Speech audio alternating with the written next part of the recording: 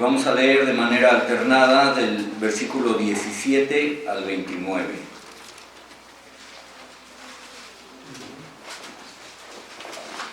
Dice así la palabra de Dios: porque la Escritura dice a Faraón: para esto mismo te he levantado, para mostrar en ti mi poder y para que mi nombre sea anunciado por toda la tierra.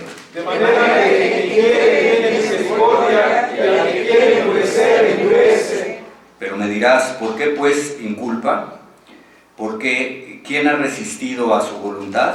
Mas antes, oh hombre, ¿quién eres tú para que alterques con Dios? Dirá el vaso de barro que me formó: ¿por qué me has hecho así? ¿O no tiene potestad el alfarero sobre el barro para hacer de la misma masa un vaso para honra y otro para deshonra? ¿Y qué si Dios, queriendo mostrar la vida suya y hacer notorio su poder, soportó con mucha paciencia los vasos de ira preparados para la destrucción? Y para hacer notorias las riquezas de su gloria, las mostró para con los vasos de misericordia que él preparó de antemano para gloria. A los cuales también ha llamado, esto es, a nosotros, no solo de los judíos, sino también de los gentiles. Como también en Oseas dice: llamaré pueblo mío al que no era mi pueblo, y a la no amada, amada. Y en el lugar donde se les dijo: vosotros no sois pueblo mío, allí serán llamados hijos del Dios viviente. También Isaías clama tocante a Israel: si fuere el número de los hijos de Israel como la arena del mar, tan solo el remanente será salvo. Porque el Señor ejecutará sus sentencias sobre la tierra con justicia y con rectitud. Y como antes dijo Isaías: si el Señor de los ejércitos no nos hubiera dejado descendencia, como Sodoma habríamos venido a ser, y a Gomorra seríamos semejantes. Amén. En respuesta a la lectura, cantamos el himno 153, Mi Salvador en su bondad. De la octava parte, Consagración y vida cristiana, de Charles H. Gabriel.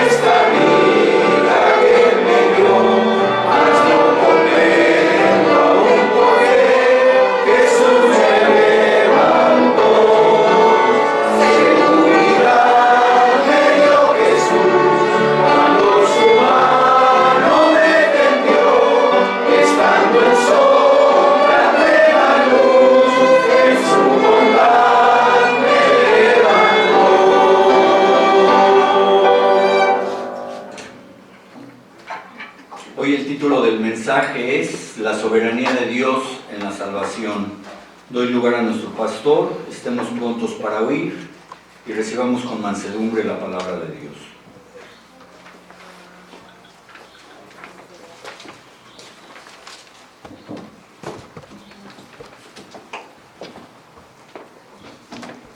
Busquemos, hermanos, en la epístola del mismo apóstol Pablo, pero dirigido a los Gálatas. Gálatas, capítulo 1, un texto que se parece en una buena porción al libro a los Romanos. Pero vamos a leer los primeros 10 versículos 6 al 10. Vamos a leer esta porción.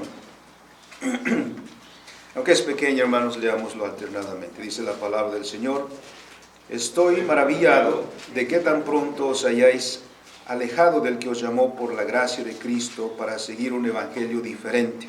No que a otros, sino que hay unos que os perturban y quieren pervertir el evangelio de Cristo. Mas si aún nosotros, o un ángel del cielo, os anunciare otro evangelio diferente del que os hemos anunciado, sea anatema. Como antes hemos dicho, también ahora lo repito, si alguno os predica diferente evangelio del que habéis recibido, sea anatema. Pues busco ahora el favor de los hombres o el de Dios. O trato de agradar a los hombres, pues si todavía agradara a los hombres, no sería siervo de Cristo. Amén. Bendito y soberano Señor, te damos gracias por darnos la oportunidad, Señor, de escuchar tu voz. Muy agradecido, Señor, porque no has guardado silencio para nosotros. Al contrario, Señor, nos bendices con tu palabra, que amonesta, que exhorta, que consuela, que anima. De manera, Señor, que tu pueblo sea bendecido en todo esto para avanzar, Señor, como pueblo tuyo. En esta hora, Señor, te rogamos, abras nuestro corazón, de manera que podamos entender, Señor, tu palabra y además también podamos responder, Señor, como se espera de tu pueblo que responda. Te lo pedimos, Padre, en Cristo nuestro Salvador. Amén. Amén. Tomemos nuestros lugares, hermanos. Y yendo así al capítulo 9 de la epístola del apóstol Pablo a los romanos, una parte que hemos estado estudiando y que el domingo pasado, con este mismo tema de la soberanía de Dios en la salvación, hemos abordado.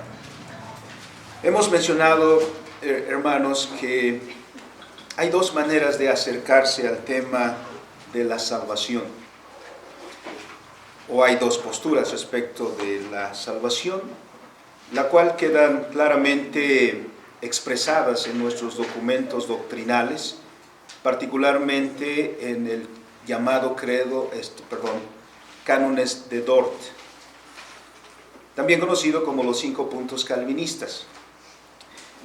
En el siglo XVII, que es cuando surge este documento en el concilio de las iglesias reformadas en Holanda, se había presentado la postura de un grupo de cristianos, liderados por un pastor reformado de nombre Jacobo Arminio. En el siglo anterior, finales del siglo XVI, los primeros años del siglo XVII, y que a su postura doctrinal respecto de la salvación se le conoce como arminianismo. Mencionamos el domingo pasado, grosso modo, que el arminianismo coloca la decisión de la salvación en el hombre. Es decir, a través de la predicación, a través del Evangelio, nos es ofrecida a nosotros, los seres humanos, la salvación en Cristo Jesús, pero si la recibimos o no, esa es una decisión nuestra, que tenemos nosotros la capacidad de decidir si queremos o no queremos ser salvos. A esa postura, obviamente la Iglesia reformada vio con sospechas. no por otra razón, sino porque aquí lo que está en juego son los derechos de Dios. Aquí lo que está en juego es la soberanía de Dios. El arminianismo hace ver a Dios impotente.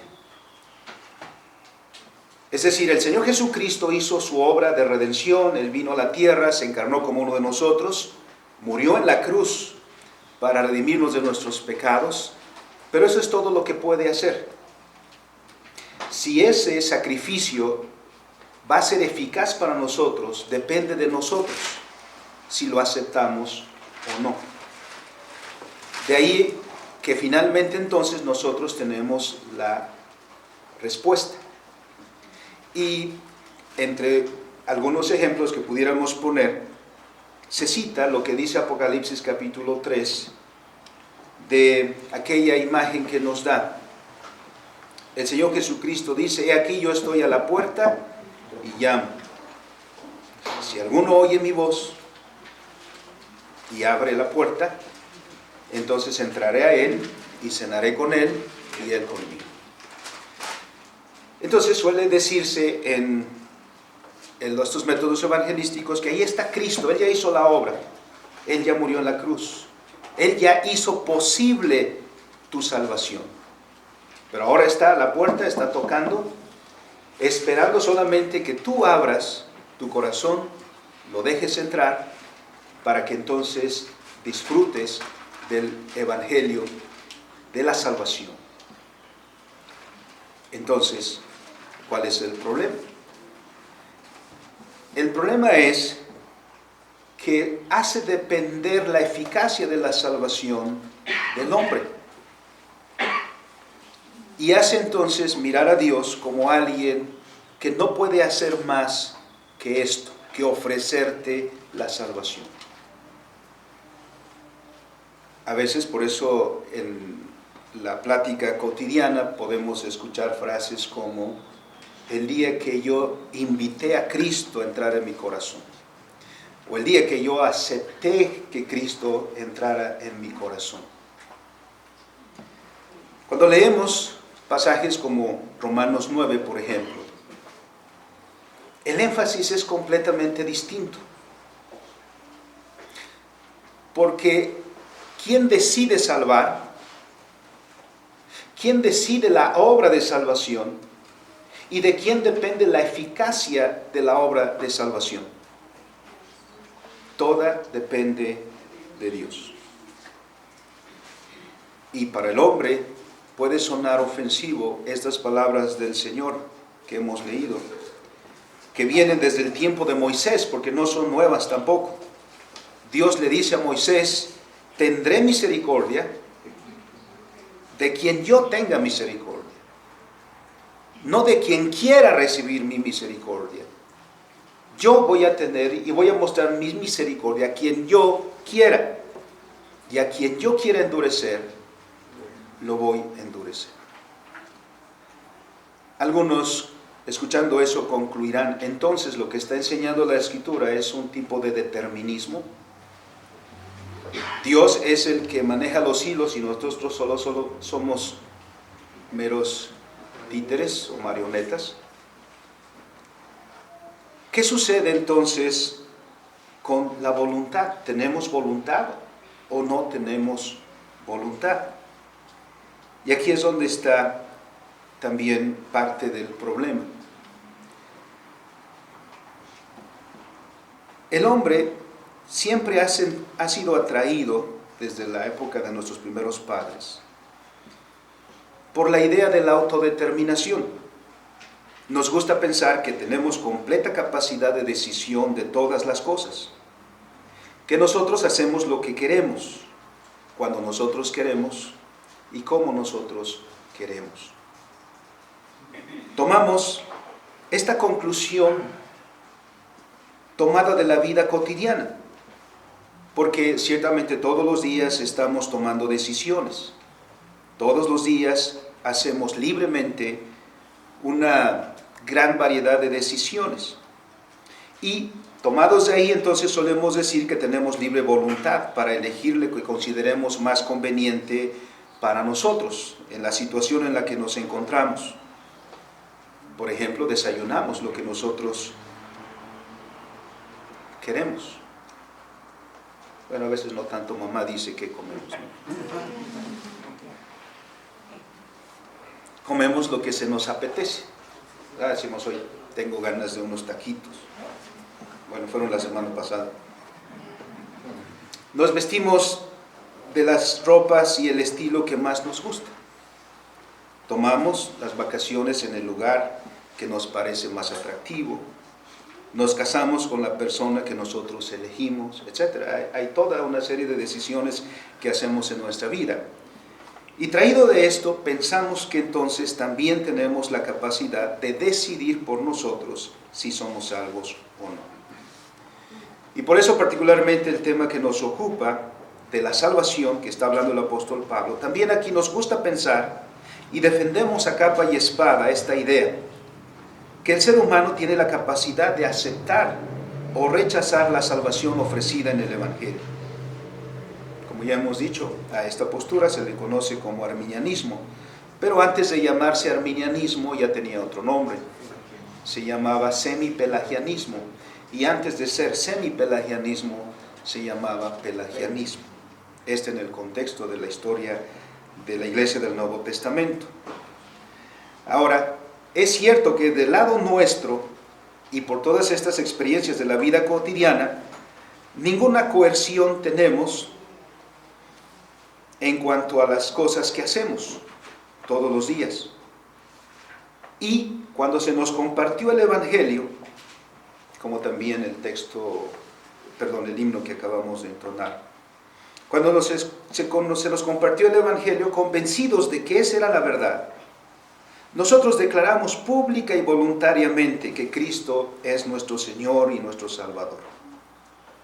Fue una acción libre nuestra. Nadie nos coaccionó a ello.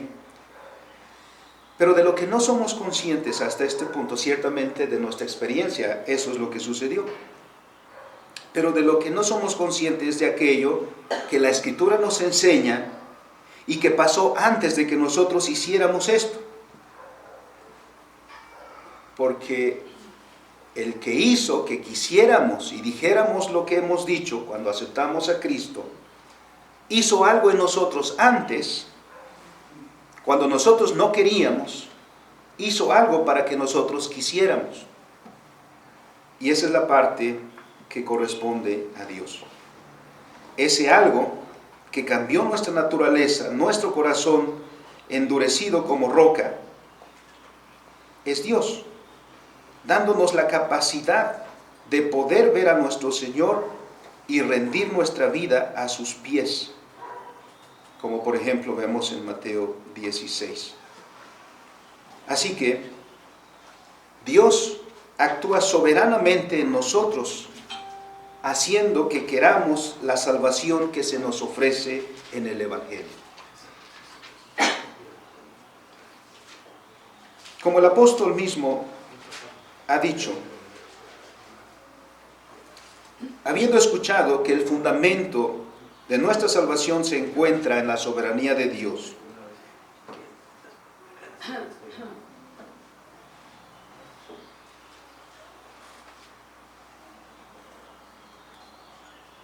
y no en nosotros, diciéndonos que la base de nuestra salvación es la elección de Dios. Alguien pudiera acusar de que hay injusticia en Dios, que al elegir salva a unos y reprueba a otros. Como Él dice, yo voy a tener misericordia de quien yo quiera tener misericordia, y a quien yo quiera endurecer, endureceré. Al escuchar eso, alguien puede decir, aquí hay una injusticia. ¿Por qué Dios no le da la misma oportunidad a todos y que se salve quien quiera? ¿Por qué? Porque todo el peso de la afirmación de Pablo está en Dios.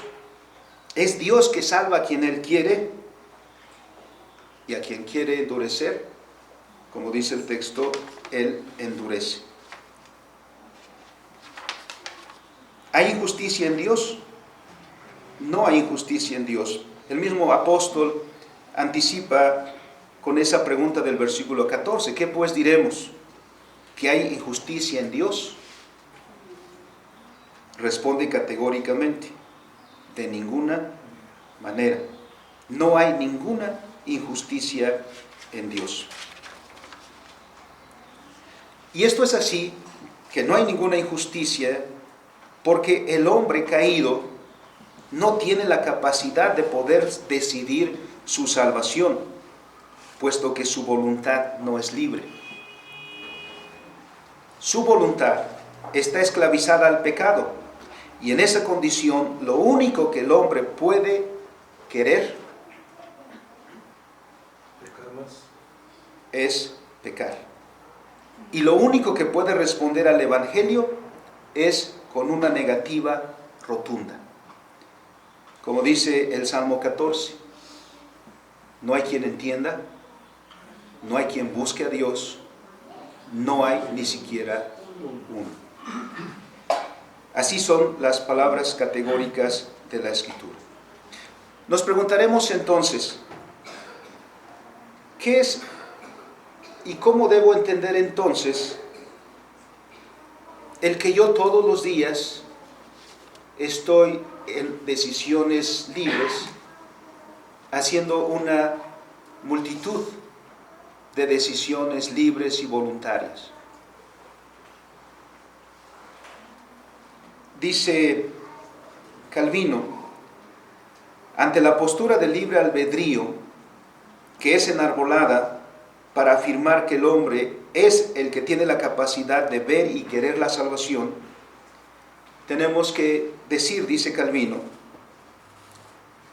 que a la facultad del libre albedrío no se le debe considerar en un deseo que procede de la inclinación natural, es decir, como las decisiones que hacemos cotidianamente. El libre albedrío no es equiparable a este tipo de decisiones, porque el deseo natural del bien en el hombre es el mismo que tienen las bestias. También ellas buscan su provecho, y cuando hay alguna apariencia de bien perceptible a sus sentidos, se van tras él. En cuanto al hombre, no escoge lo que verdaderamente es bueno para él, según la excelencia de su naturaleza inmortal y el dictado de su corazón, para ir en su seguimiento, sino que contra toda razón y consejo sigue como una bestia la inclinación natural. Es decir, sí, tenemos que hacer una diferenciación entre la capacidad de decidir sobre la salvación y la capacidad que tenemos de decidir en las cuestiones cotidianas. A esto es a lo que Calvino llama el deseo natural. Por ejemplo, podemos decidir entre comer pura vitamina T o comer saludablemente. Hay un bien ahí, por supuesto. Todos sabemos que comer demasiada vitamina T no nos va a hacer bien. Y por eso decidimos que es mejor comer también legumbres y comer frutas y menos alimentos procesados. Entonces hacemos esa diferenciación, pero ahí no hay este término de libre albedrío. Tomamos este tipo de decisiones en el contexto de la ley de Dios, las leyes bióticas. Entendemos las leyes bióticas, entendemos las leyes económicas, entendemos las leyes estéticas, entendemos las leyes que Dios ha creado y con las cuales ordena su creación. Y entendemos que hay un bien económico, porque si me gasto todo el dinero en comprar chucherías, pues ¿qué provecho voy a tener económicamente? Entonces, sabemos y tomamos decisiones económicas, por ejemplo, de administrar nuestro dinero, de guardar un poco para eventualidades, y entonces las necesidades no nos toman tan descobijados, ¿no? Entonces, miramos, por eso en ese contexto también los incrédulos perciben el bien, toman buenas decisiones, porque esto es en concordancia con la ley de Dios. Todos respondemos a la ley de Dios. Si hace frío, ¿cuál es el bien? Y la decisión que vamos a tomar en consecuencia es abrigarnos. Y si hace mucho calor, ponemos ropa más ligera, ¿no? Más fresca. Entonces estamos respondiendo todos los días en ese orden, pero estamos en el contexto de la ley de Dios. Aquí es donde Calvino, y a algunos les puede sonar muy rudo, que él diga, el hombre hace este tipo de decisiones lo mismo que lo hacen las bestias, porque todo el orden de la creación está respondiendo en nuestra vida. Nuestra vida está ordenada por la ley de Dios. Y todos sabemos que si no obedecemos esa ley, las consecuencias son a veces muy, muy terribles, ¿no? Entonces el hecho de que yo quiera volar, me subo a la azotea y me aviento, te llamabas. Simplemente no se puede, no podemos violar esa ley. Así que la opción es caminar. Tenemos todo eso. Por eso también entonces Calvino dice, por deseo, no queremos significar el movimiento propio de la voluntad, sino la inclinación natural. Si alguien tiene hambre, toma alimento. Si tiene frío, se abriga. Si ve el peligro en alguna dirección, entonces toma otra decisión, busca un camino alternativo, etc. Y por bien, en este sentido, por lo que es bueno, no se quiere decir la justicia o la virtud, lo que dice la Escritura que es bueno, sino lo que cada criatura natural apetece conforme a su estado para su bienestar. Buscamos lo que nos es para bien. Por eso he mencionado que comemos saludablemente, hacemos ejercicio, a las bajas temperaturas nos abrigamos, todos este tipo de decisiones para nuestro bien. Pero no equiparemos este bien con el bien de la justicia de la palabra de Dios, porque la Escritura dice, en ese contexto, medidos en ese contexto, dice el Señor, aún vuestras mejores obras delante de Dios son eso. Entonces, aunque nuestra experiencia cotidiana no sirve para probar el libre albedrío, porque la salvación no se encuentra en el rango de estas cosas, de la estructura de la creación, ese deseo no sirve en modo alguno para probar que el hombre tiene libre albedrío. Podríamos decir que nuestra voluntad, como la ejercemos diariamente, tiene que ver con el contexto creacional dentro del cual respondemos como criaturas. Nuestras respuestas en ese sentido son en relación a las leyes de la creación que califican nuestra existencia. Podemos elegir entre comer una comida que solo nos quita el apetito o comer un alimento que además es saludable. Aquí distinguimos entre la estructura, aquí no podemos más que responder a ese orden de la creación. Cuando vamos a las Escrituras nos enseñan la realidad nuestra, que nosotros no podemos entonces aceptar o no a Cristo, que esa no es la capacidad nuestra, que si nosotros podemos hacer eso, venir a Cristo y decirle Señor, o como dijo Tomás, mi Señor y mi Dios, solo lo podemos hacer con la regeneración e iluminación que Dios nos da. ¿Por qué? Porque en cuanto a nuestra naturaleza caída, sí, ciertamente podemos buscar en cualquier lugar del mundo y veremos que el hombre busca a Dios. Por eso no falta ninguna cultura que no sea también una expresión de su religión. Pero esta búsqueda que vemos en cualquier ser humano, en cualquier tiempo y en cualquier lugar, no es otra cosa sino la expresión de su ser religioso. No quiere decir que tenga la capacidad de discernir al verdadero Dios e ir a Él, sino solo expresar el sentido religioso de su corazón, sabiendo que su vida necesita un fundamento más allá de sí mismo. Porque el hombre no puede vivir como si Dios no existiera. Por eso el hombre siempre está buscando al fundamento o un fundamento para su existencia. Pero por más que busque, nunca hallará al verdadero Dios. Lo único que puede hacer es inventarse dioses, como dice el apóstol Pablo en Romanos 1. Porque por sí mismo el hombre no tiene la capacidad para comprender la sabiduría celestial, que dice Calvino consiste en 3 cosas. 1, en reconocer a Dios. El hombre por sí mismo no puede reconocer a Dios.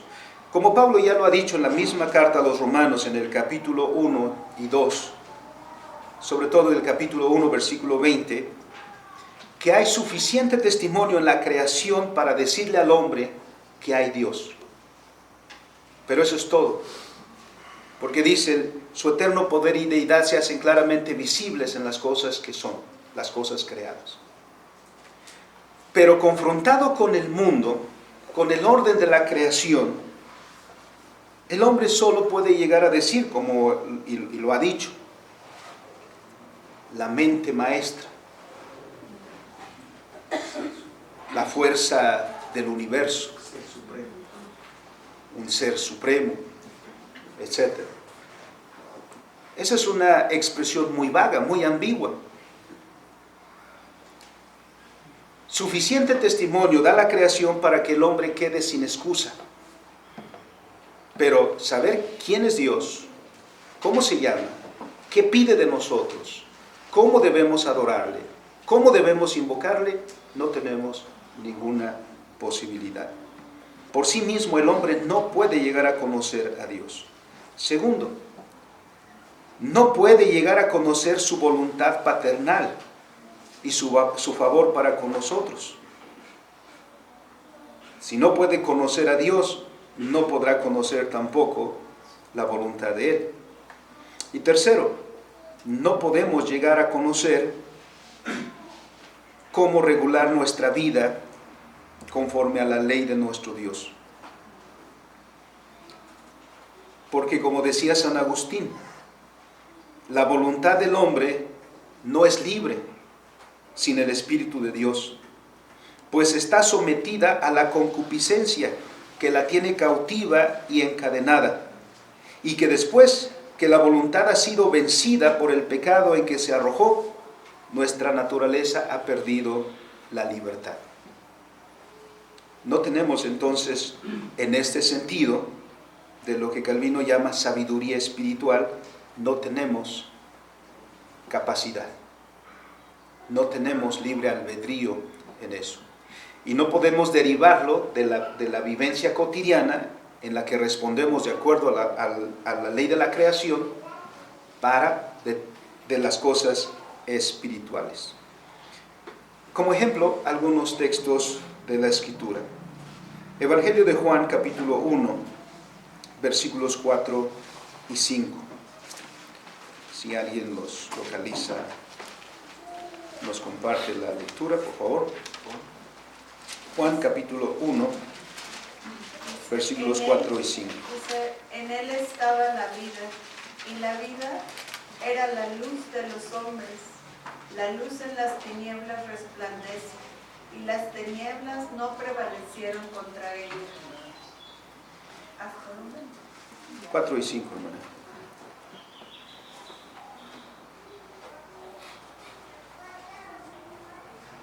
El apóstol Juan, que escribe este evangelio que lleva su nombre, refiriéndose a nuestro Señor Jesucristo, a quien dice todas las cosas por él fueron hechas y sin él nada de lo que ha sido hecho fue hecho. Y refiriéndose a él, dice, en él estaba la vida. Y la vida era la luz de los hombres. La luz en las tinieblas resplandece y las tinieblas no prevalecieron contra ella. ¿A quién llama tinieblas?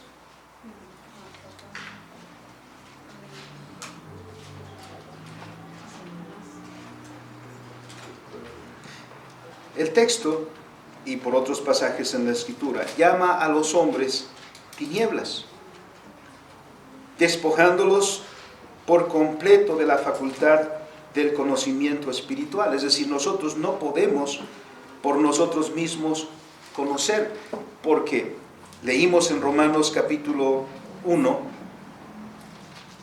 y 2 que nosotros, envaneciéndonos en nuestros razonamientos, el resultado fue que nuestro corazón quedó en tinieblas, fue entenebrecido, quedó en obscuridad. No puede entonces la oscuridad reconocer a la luz, a menos que sea Dios quien cambie nuestro corazón para que podamos ver lo que de nuestra naturaleza caída nosotros no tenemos la capacidad de ver. Por lo tanto, podemos concluir que el hombre no puede comprender a Dios porque todo su conocimiento de Dios para el hombre no es más que pura obscuridad. Y Romanos 1 nos dice cómo lo muestra. Se hizo dioses. ¿Y cómo son los dioses que el hombre se hizo? Cuadrúpedos, reptiles, en una forma más estética quizá, formas humanas, pero en esa expresión de su conocimiento, entre comillas, de Dios, no expresa más que su corazón entenebrecido. Expresa que no conoce absolutamente nada de Dios. Aquí mismo, en el versículo 1, que es muy conocido, en el principio era el verbo, y el verbo estaba con Dios, y el verbo era Dios.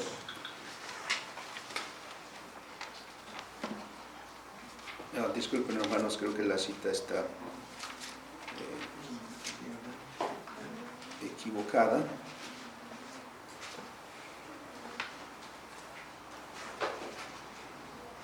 Bien, vamos al siguiente pasaje.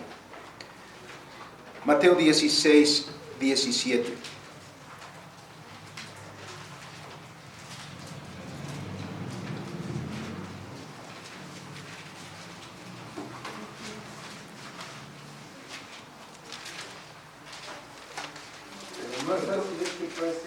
Entonces le respondió Jesús: Sí. Bienaventurado eres Simón, hijo de Jonás, porque no te lo reveló carne ni sangre, sino mi Padre que está en los cielos. El Señor Jesús no se ha escondido. El Señor Jesús se ha presentado al mundo. Ha hablado abiertamente de la palabra del Evangelio, el Evangelio del reino de Dios. Los milagros obrados por el Señor Jesucristo han sido a ojos de todos.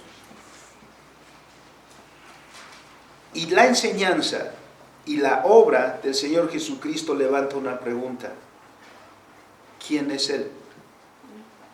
Tienes que dar una respuesta: ¿quién es Él?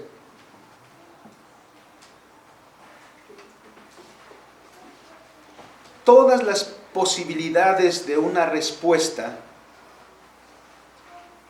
sin el auxilio de Dios se reducen a eso: que el hombre no puede ver quién está ahí. O en términos de lo que dice el Señor Jesucristo, carne y sangre. Es decir, la posibilidad humana, ¿cuál es? Más que decir, a lo mejor es Juan, que ya resucitó, a lo mejor es Jeremías, a lo mejor es otro profeta, a lo mejor. Y eso a lo mejor puede multiplicarse mucho. Pero solo hay una posible respuesta correcta. O hay una única respuesta correcta. Y esa la da Pedro. Y con él los demás discípulos. Pero entonces, el Señor Jesucristo no felicita a Pedro diciendo, felicitaciones Pedro, tú sí sabes, ¿no? Tú sí tienes la capacidad. Bienaventurado. El Señor le dice a Pedro, Pedro, en primer lugar eres bienaventurado, eres dichoso, eres feliz. ¿Por qué? Porque acabas de dar una respuesta que no puede venir de ti, que no es una conclusión lógica, racional, sino que se te ha dado como un don. Porque tú por ti mismo no tienes la capacidad. Pedro se hubiera formado con los demás y habría dado otra respuesta, si no es Jeremías, si no es Isaías, si no es otro profeta, como hoy suele decir, un gran sabio, un gran maestro, cosas por el estilo. Pero la única respuesta posible es posible porque Dios la da. Y Pedro dice, tú eres el Cristo, el Hijo del Dios viviente. Se debía entonces a que Pedro podía venir a Cristo, se debía solo a una revelación especial del Padre, que en términos de Romanos 9, Dios tuvo misericordia de Pedro porque quiso tener misericordia de Pedro, y a los otros los endureció porque quiso dejarlo en sus pecados. Primera de Corintios 12, 3.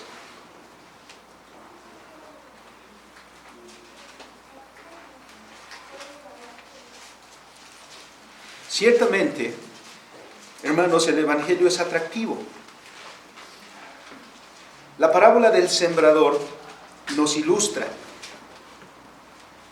Cuando el Señor Jesucristo explicó esa parábola, dijo, ¿quién es el sembrador? El sembrador es el Señor. Y la semilla, la palabra, el Evangelio. Y el Evangelio es predicado y el Evangelio cae en diferentes terrenos. Es como la semilla que cae en el camino, es como la semilla que cae entre las piedras, es la semilla que cae entre espinos, pero también es la semilla que cae en la buena tierra. A excepción de la que cayó en el camino, que las aves se la comieron casi de inmediato, la semilla que cayó entre espinos, la semilla que cayó entre piedras y la semilla que cayó en la buena tierra, parecen ser lo mismo, porque comienzan a salirle raicitas, a salirle el tallo, a salirle hojitas. Parece que todo va a ir bien.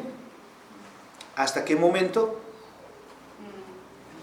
Hasta que vienen los problemas, hasta que viene el afán de este siglo, dice la Escritura, y aquellos que ejemplifican las piedras y los espinos, dice la Escritura, son aquellos que parecen entusiastas al Evangelio, porque muchos vienen y pueden ser que confiesen audiblemente, Jesús es mi Señor, pero la pregunta es ¿por qué?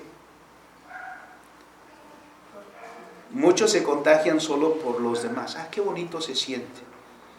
¿No?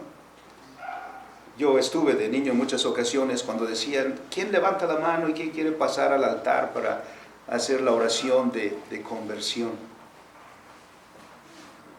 Y no es que rápidamente yo estaba viendo así a ver si alguien se animaba.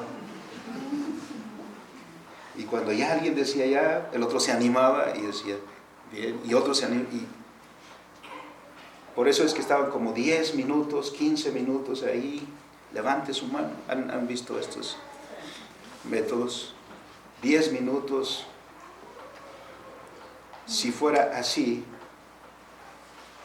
sería de inmediato. La pregunta es, ¿qué falló? Muchos concluyen de ahí que la salvación se pierde.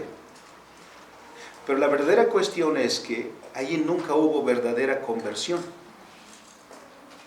Porque donde hay verdadera conversión, ¿qué dice el texto de 1 Corintios 12:3? Nadie puede llamar a Jesús Señor Espíritu Santo. Entonces no soy yo. Si yo puedo llamar a Jesús Señor y mi Dios, ¿de dónde viene esa confesión? Dijo el Señor, no es tuya, Pedro. Y dice Pablo, el que la puede decir de verdad es aquel que por el Espíritu Santo la dice. Porque nadie puede llamar a Jesús Señor, porque para llamarle Señor primero tiene que ver y decir, tú eres el Cristo. Y poder ver que tú eres el Cristo y llamarle mi Señor, yo no lo puedo hacer, sino solamente por la obra del Espíritu Santo. Luego entonces, no soy yo. Se podía decir de todos nosotros lo mismo que a Pedro. Eres bienaventurado, hermano. Eres bienaventurada, hermana, porque lo que has confesado no te lo dio carne ni sangre, sino mi Padre que está en los cielos. Ahora, por eso esa es la pregunta para el corazón. ¿Por qué hiciste tu confesión cuando hiciste tu confesión? ¿Movido por qué?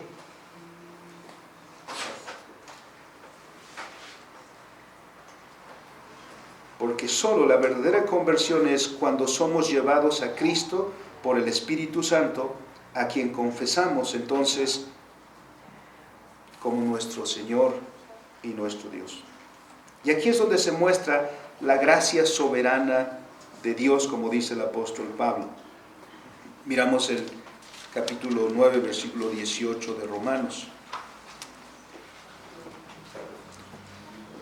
Por lo que hemos dicho, por todo lo anterior, debemos concluir que toda la humanidad está condenada a la muerte a causa de su pecado. Lo que todos merecen, en razón de eso, es el castigo justo. Pero es en ese contexto donde Dios muestra su gracia para con los que Él quiere, no que la merezcan. Dijimos el domingo pasado, la salvación no es un derecho, la salvación es un don, es un privilegio. Dios no nos debe la salvación, porque nosotros hemos traicionado a Dios, nosotros le dimos la espalda a Dios. Y seríamos cínicos si aún así le quisiéramos decir, o descarados le quisiéramos decir a Dios, mira Señor, te menosprecié tu palabra, te di la espalda, me rebelé contra ti. Todavía tengo el derecho de ser salvo, Señor. Lo que merezco, dijimos el domingo pasado, si exiges justicia de Dios, ¿qué es lo que en justicia mereces? La muerte. Por eso es que el Señor dice, de manera que de quien quiere tiene misericordia, y al que quiere endurecer, endurece. Pero me dirás, ¿por qué pues sin culpa? Porque ¿quién ha resistido a su voluntad? Mas antes, oh hombre, ¿quién eres tú para que alterques con Dios? Dirá el vaso de barro al que lo formó, ¿por qué me has hecho así? Nosotros le diremos a Dios, ¿por qué has salvado a unos y por qué no has salvado a otros? ¿Por qué has dejado que se pierdan otros y no salvas a todos? La respuesta a esa pregunta no la tenemos nosotros. La respuesta a esa pregunta está escondida en Dios. A eso nosotros nos sometemos. Porque a quien desea Dios le muestra compasión, que es lo que quiere decir. El término misericordia, como está en español, a menudo implica un profundo sentido de empatía y un deseo de aliviar el sufrimiento. Cuando dice que Dios mostró su misericordia para con algunos, es porque Dios viene a aliviar nuestro sufrimiento a causa de nuestro pecado. Le ha placido a Él darnos vida nueva por su Espíritu Santo. No la hemos ganado nosotros, no la hemos merecido nosotros. Es un acto soberano de Dios mostrar su misericordia a quienes Él quiere mostrar esa misericordia. Y si entre ellos nos encontramos nosotros, gloria a Dios por eso. También dice el texto, a quien quiere endurecer, endurece. Aquí pareciera entonces que hay una acción de Dios negativa, ¿no? Endurece el corazón, pero debemos entenderlo en este sentido. Si tomamos el Salmo 14, el Salmo 53, el cual también cita el apóstol Pablo, que el hombre natural, caído, en su naturaleza caída, dice el texto, no busca a Dios, no busca lo bueno, no lo puede querer. Dice, todos nos hemos apartado, nos hemos vuelto inútiles. No hay quien entienda, no hay quien busque a Dios. Ahora, el verbo que usa el apóstol Pablo aquí, que es escleruno, de donde viene la palabra esclerosis, que significa endurecer, hacer duro. No se refiere a que Dios tramposamente, a quien puede querer la salvación, Dios lo endurece para que no quiera la salvación, sino que el hombre caído no quiere nada con Dios. Lo que significa es que Dios lo deja a que se manifieste la dureza de su corazón. Por eso la predicación de la palabra siempre tiene resultados, porque la palabra predicada cumple dos propósitos. Uno, cuando se predica y es recibida, en aquellos que la reciben se muestra la gracia de Dios, y en quienes la rechazan, llamándole locura, lo que se hace evidente es su corazón entenebrecido. Es como si alguien dijera, yo veo bien, yo veo excelentemente. Ahora, pongámosle algo delante y preguntémosle, ¿qué dice? Ahora, ¿nosotros lo vamos a hacer ciego porque le ponemos enfrente un texto que no puede leer? No. Lo único que hace evidente es que la vista no funciona como debiera funcionar. Cuando la ley de Dios viene, cuando los mandamientos de Dios vienen, ¿qué es lo que demuestran? Evidencian nuestro corazón entenebrecido. Porque Dios en su gracia es el que gobierna también este mundo. Y su Espíritu Santo actúa en lo que llamamos la providencia de Dios. Gobierna, sustenta y dirige toda su creación. ¿Quién puede resistir la voluntad de Dios?, dice el texto. ¿Alguien de nosotros podrá resistir la voluntad de Dios? ¿Podrá impedir que la voluntad de Dios se lleve a cabo? Miren la ilustración que usa el apóstol Pablo, que la trae del libro de Isaías.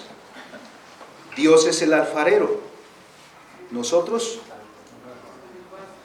¿Y puede el barro acaso decirle al alfarero, ¿por qué me has hecho así? ¿Puede acaso el alfarero decir, o el vaso decirle al alfarero, quiero ser un vaso de honra? ¿Puede pedirle ser un vaso de deshonra? No. Lo que determina qué va a terminar siendo ese pedazo de arcilla, pedazo de barro, es el alfarero.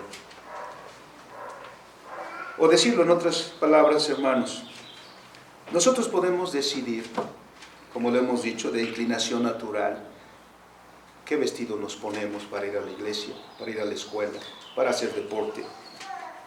Lo que nosotros no podemos decidir es si nacemos o no. Esa decisión no la determinamos nosotros. Solo una vez que nacemos, comenzamos a interactuar con este mundo de Dios. Eso mismo ocurre con la salvación. Nosotros no tenemos la capacidad de decidir si nacemos de nuevo o no. Esa es una decisión soberana de Dios. Pero una vez que somos nacidos de nuevo, entonces sí respondemos a nuestro Dios y evidenciamos que tenemos vida, porque Cuando un bebé nace, ¿qué es lo primero que hace? Y esa es una manifestación de vida. Cuando nosotros hemos recibido la obra del Espíritu Santo, ¿cuál es la primera manifestación de la vida que se ha obrado en nosotros? Tú eres el Cristo. Tú eres mi Señor. Tú eres mi Dios. Dios, en su gracia, pues, ha querido mostrar, dice el versículo 22, y si Dios, queriendo mostrar su ira y hacer notorio su poder, soportó con mucha paciencia los vasos de ira preparados para destrucción, ¿qué? ¿Quién le puede decir a Dios por qué?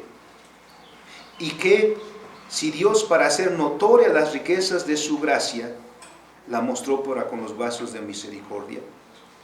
Es decir, ¿alguien de nosotros le puede decir a Dios por qué, Señor, haces eso? Él es soberano.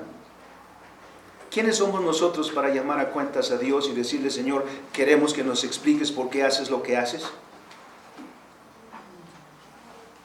Somos simples criaturas. Dios hace con nosotros y en nosotros su voluntad. ¿Y quién la puede resistir? Y si Dios en su gracia ha determinado manifestar su justicia en algunos de los seres humanos, ¿qué en nosotros? Y si Dios en su misericordia ha querido mostrar su gracia a otros, como he dicho, la respuesta a la pregunta de por qué no la vamos a encontrar. No tenemos la capacidad, más que ante esto nos inclinamos para decir, sí, Señor, porque así te agradó.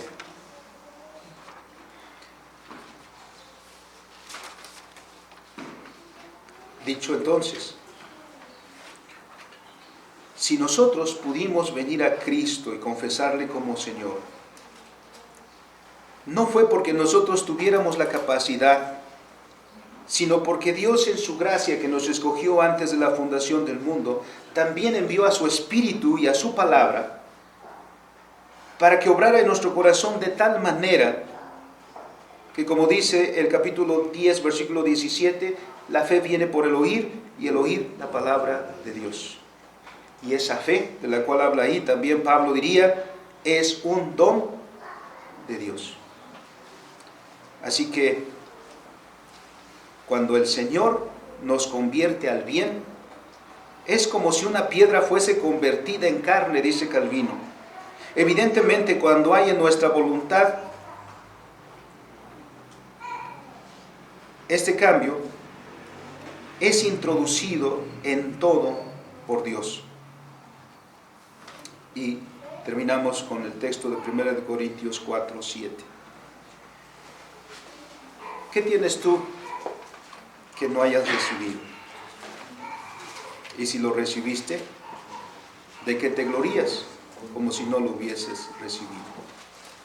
Por lo tanto, hermanos, el resultado de toda esa obra de Dios que ha sido nuestra salvación debe llevarnos a la humildad. Agradecer a Dios con todo nuestro corazón que nos ha tenido misericordia. Porque ninguna jactancia permite eso. Podría haber jactancia si fuera uno o todos nosotros los que tuviéramos la capacidad de salvarnos. Entonces sí podríamos decir, yo me salvé. Pero aquí no hay lugar para la jactancia, sino para la humildad. Bendito sea el Dios que nos salvó. Por eso el apóstol Pablo lanza una doxología.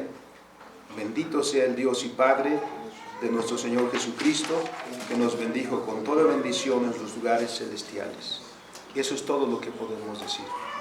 Bendito sea el Dios y Padre de nuestro Señor Jesucristo, que ha tenido misericordia de nosotros. Oremos. Bendito y soberano Dios, te damos gracias por tus infinitas misericordias con nosotros, que debido a nuestra naturaleza caída, Señor, siempre teníamos la respuesta del no. no queríamos, no te buscamos. Si bien no podríamos calmar nuestra naturaleza religiosa, siempre dimos expresión a nuestra naturaleza religiosa, buscando un punto que fundamentara nuestra existencia más allá de nosotros mismos.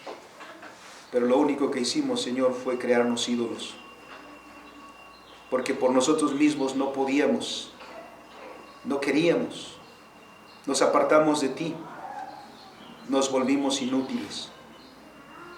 Más bien, Señor, para que pudiéramos querer y venir a tus pies y decir con nuestros labios quiero, y confesar mi Señor y mi Dios, lo hicimos porque antes de eso tú hiciste tu obra en nosotros. Cambiaste nuestra voluntad, que no quería, para que quisiera. Cambiaste nuestra voluntad para buscar lo que antes rechazábamos. Por eso en nuestra salvación, Señor, no tenemos más que gloria para tu nombre. Y unirnos al apóstol en aquella doxología: bendito sea el Dios y Padre de nuestro Señor Jesucristo. Porque nos has bendecido enormemente, Señor. Gracias por nuestra salvación, porque en ello has mostrado, Señor, tu soberanía. Y no es de nosotros, Señor, la inquietud de buscar la respuesta del por qué. Solamente, Señor, nos inclinamos a ti humildemente. Y solamente, Señor, decimos, sí, Señor, porque así te agradó. Bendito seas por los siglos de los siglos. Amén.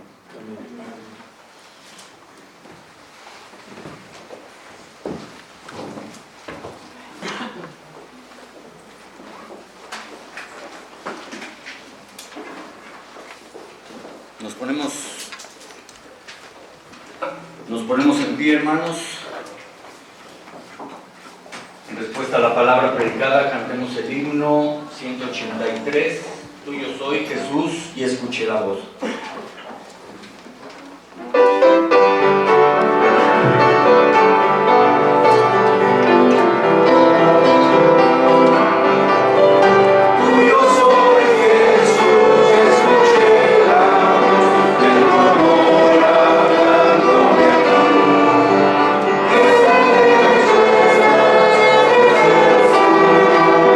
Cerca estar de ti, aún más cerca.